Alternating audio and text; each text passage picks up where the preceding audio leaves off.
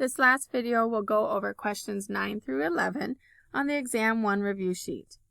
Alright, on question 9 we're solving inequalities. Now you solve an inequality just like you would solve an equation, whereas you do this, if you do one thing on the left side, you must do it on the right side, and vice versa. The only difference is that when you solve an inequality, if you multiply or divide by a negative, you have to switch the direction of your inequality symbol. Alright, so let's begin by distributing the negative 4. Everything else will get copied down.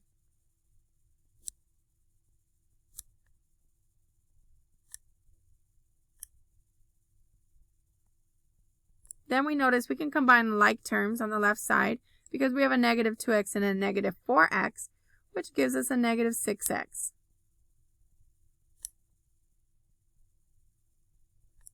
Alright, the next thing I will do is I'll subtract 3x on both sides. That's a negative 9x. Bring down your minus 4. And we have 4 and the 3 x's cancel. Next step, add 4 to both sides of your equation. That results in 8. And the last thing we'll need to do is divide by a negative 9. Now remember we talked about if you divide by a negative, you have to switch the direction of your inequality symbol. So now we switch from less than to greater than or equal to negative 8 over 9.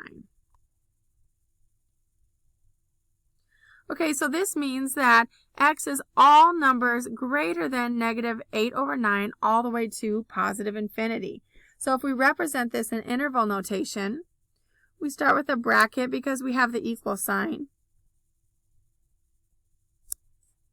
And we go all the way to positive infinity, which always uses a parentheses. And to graph this, we put a point at negative 8 over 9. We represent it as a closed circle because we have an equal sign. And we need to go towards positive infinity, which means we go towards the right. Alright, the next question is a 3-part inequality, which means everything that we do, we have to do 3 times. So if we want to get x alone, the first step would be to subtract this 3. Now we need to do this to all 3 parts of our equation. Negative 3 minus 3 is negative 6, is less than 2x, is less than or equal to 2. Still, to get x alone, we need to divide by negative 2, and we need to do that in all 3 sections of our inequality. So we're left with a negative 3 is less than x is less than or equal to 1.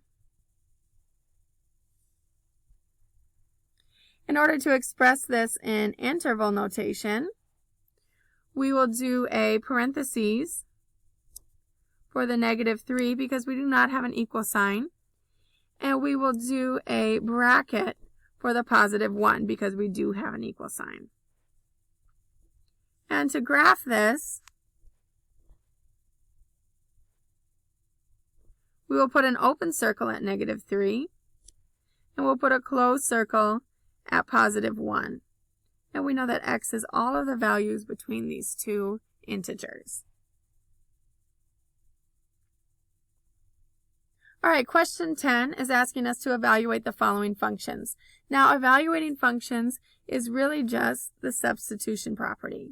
All we're doing is substituting a number in for x. So this first one says find f of 7. So I'm going to copy down the f function. And now I'm going to substitute 7 in for x. 4 times 7 is 28. And 28 minus 3 is 25. Same thing on the next one. I'm going to copy down the h function this time.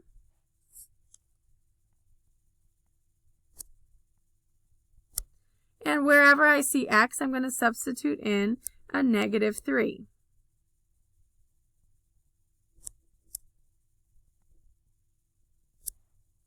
Negative 3 squared. Remember, that's negative 3 times negative 3, which is 9. And 2 times negative 3 is negative 6.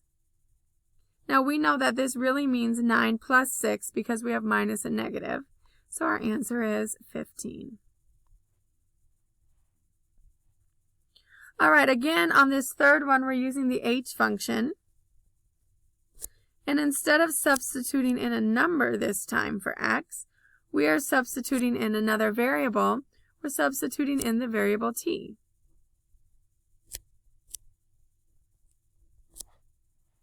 And that's as far as we can go with that one. All right, next one we're using the f function again, but this time we have to cube the result of whatever we get for f of 2. So we have 4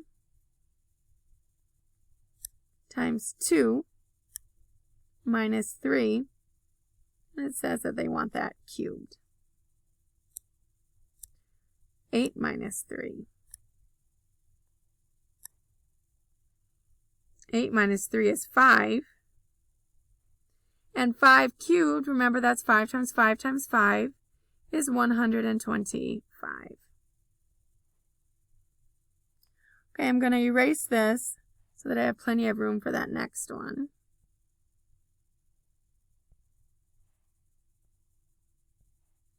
The next one says we need 3 times h of 2 minus 4 times g of 1. So we're going to take 3 and we're going to use the h function but substitute in the number 2 for x.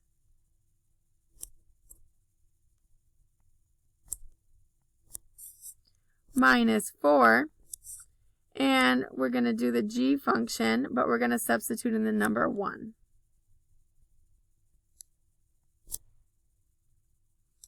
All right, now let's evaluate what's inside of the brackets first. So I have 2 squared, which is 4. 2 times 2 is 4. Let's do the second set of brackets. Negative 6 minus 1. I'm sorry, negative 6 times 1, that's negative 6. All right, still inside of the brackets, 4 minus 4 is 0. And then we have 4 minus times negative 6, which is negative 24. Still, we need to multiply 3 times 0, that's 0. Minus negative 24, we know that that means plus 24. 0 plus 24 is 24. All right, again, I'm going to erase, make sure I have enough room for that last question. Now, the final one is a compound function. When we do a compound function, we're first going to start with the insidemost function, which in this case is g of 3. So first we're going to substitute 3 into our g function. So for g of 3, we have negative 6 times 3.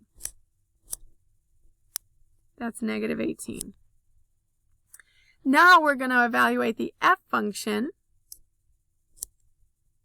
but we need to substitute in negative 18 into the f function.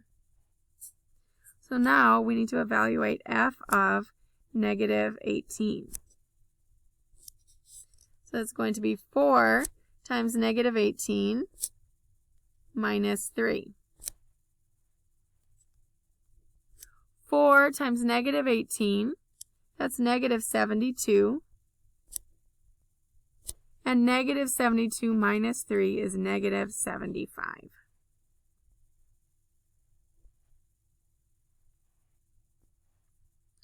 All right, before we finish up question 11, we need to know how do we determine if a graph is a function. So in order to determine if a graph is a function, we'll do that for our first graph. And how about something like that for our second graph? We're going to do what's called the vertical line test.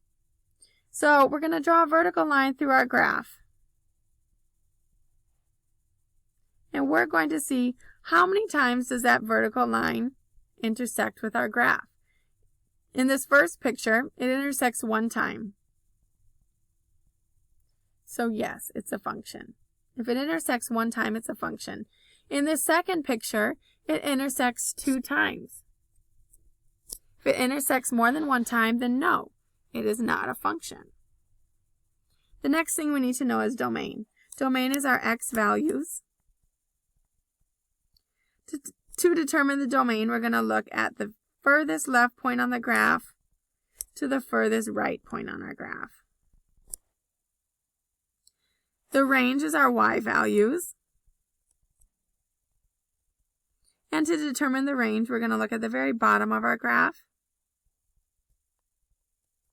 to the very top. All right, so let's look if these 2 graphs are functions. So we draw our vertical line. This first one, it touches 1 time. Yes, it is a function. On the second one, we see our vertical line touches 2 times. So no, it is not a function. Now the domain. On this first graph, the domain goes from the left to the right. So we look at our furthest left point all the way to our furthest right point. So we can see our graph goes all the way from -3 on the left to +3 on the right.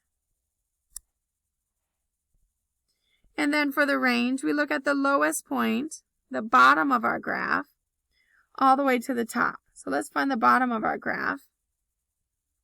Looks like this is the lowest point on our graph. And it looks like this is the top of our graph.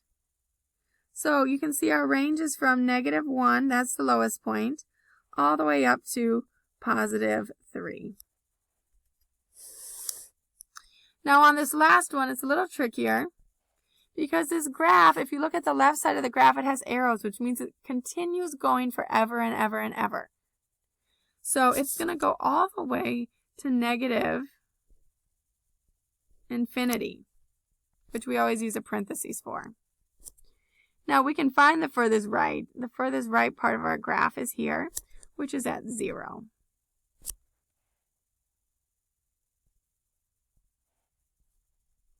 And then remember, the range goes from the bottom to the top. Well, if we look at our graph, it keeps going and going and going, lower and lower, all the way down to -infinity. And if we look on this side, it keeps rising and rising, higher and higher, all the way up to +infinity. So our range is from -infinity to +infinity. This is also called all real numbers. So you could have also wrote this answer using this symbol for all real numbers.